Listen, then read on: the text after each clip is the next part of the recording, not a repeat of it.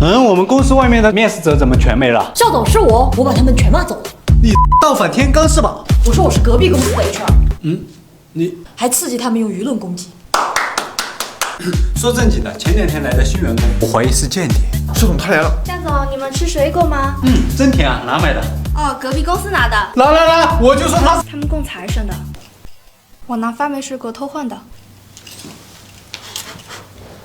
汇报工作吧。肖总，我干嘛咱们片区网线都断了？你咋想的？隔壁和我们都没网了呀。那我们的项目怎么办？我在左下角给每人都领了一张移动大流量卡，每个月135G 高速流量，激活首月零月租，开热点根本用不完。点左下角领取，全国包邮到家，收货地就是号码归属地。